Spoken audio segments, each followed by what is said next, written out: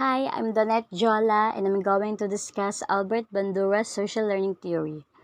Albert Bandura stressed how children learn by observation, imitation, and modeling. He believed that children gradually become more selective in what they imitate.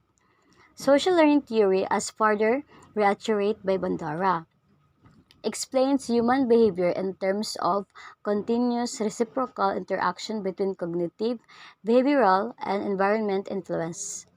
According to Albert Bandura, children and adults also show learning about things they don't have direct experience with. Bandura social learning theory emphasized that learning can also occur simply by observing the action of others. Here is Albert Bandura's social learning theory in impact on teachers and learning. Think back to your childhood. Do you remember learning to ride a bike, how to play checkers, and do simple addition problems? I bet you learn these skills by watching someone else ride their bike, play a game of checkers, and solve addition problems.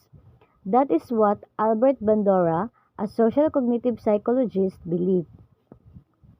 Bandura is known for his social learning theory. He is quite different from other learning theorists who look at learning as a direct result of conditioning, reinforcement, and punishment. Bandura asserts that most human behavior is learned through observation, imitation, and modeling. Let's look more closely at Bandura's social learning theory and the implication of this theory on teaching and student learning. Learning through observation, live verbal, and symbolic. Bandura is famous for his studies of children observing adults who acted aggressively towards a doll. After the children viewed this behavior, they were given dolls to play with.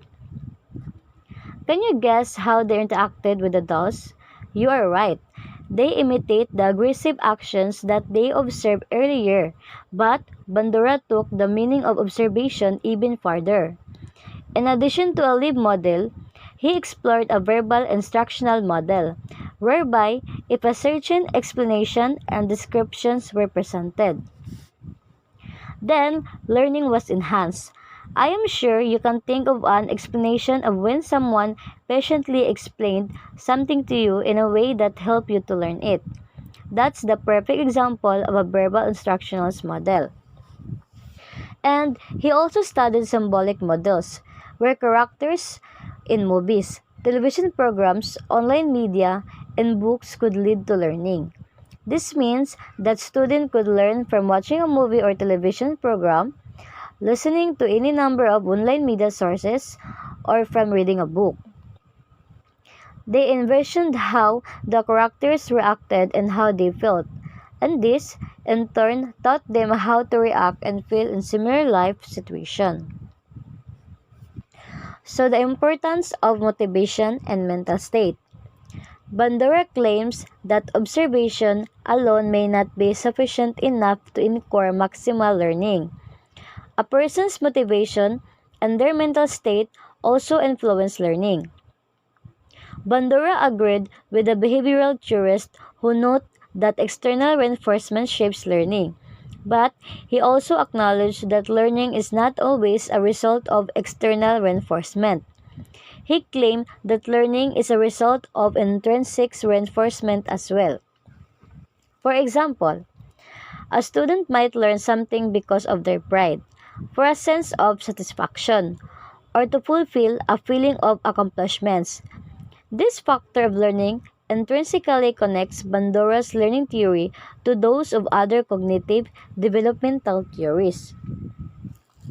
Learning doesn't always lead to a behavioral change.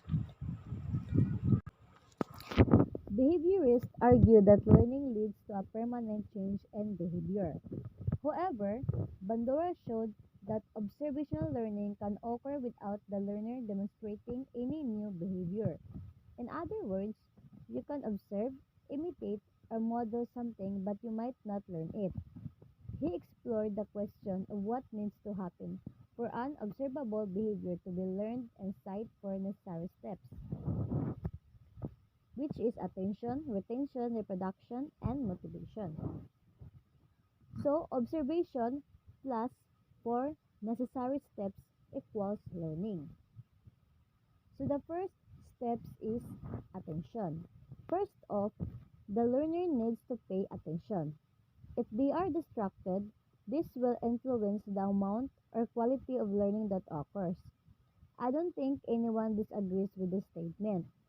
We have all gotten distracted and know that it affects our learning and quality of work. Additionally, the more interesting or unique the model or situation is, the more fully the learner will attend to the learning. This explanation why you might not be able to put down a good book or give up on any one of your passions no matter the obstacle you encounter. The second step one is retention. How you can do store the information learned is important. Let's face it, we have all learned so much content throughout our years of schooling. But how much do we retain? Maybe you can remember the more significant learning in a certain way through any number of memory techniques. Or maybe you apply the learning to a real life situation which aids in retention. The third is reproduction. Reproduction relies on the first two steps, attention and retention. After completing the steps, you move toward performing the observable. Then, with further practice, you will undoubtedly improve and sharpen your skills. The adage, practice makes perfect, applies here. The last one is motivation. To have the most success for any observational learning, you need to be motivated enough to imitate the behavior that was modeled. And the steps, both reinforcement and punishment impact motivation. If a student sees someone being rewarded, they are more likely to continue the behavior. Likewise, if they see someone punished or ignored, they may extinguish the behavior.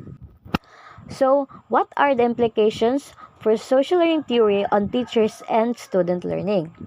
Certainly, this theory can be used to teach positive behaviors to students.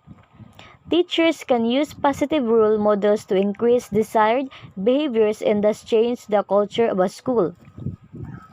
Not only will individual students benefit from positive role models in and out of the classroom, but the interclass and the student body will do so.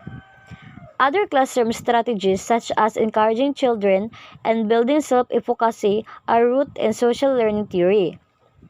For example, if a teacher is positive with their student and they encourage them, this positive energy and verbal encouragement in turn helps build efficacy, the belief in one's abilities to succeed in various situations.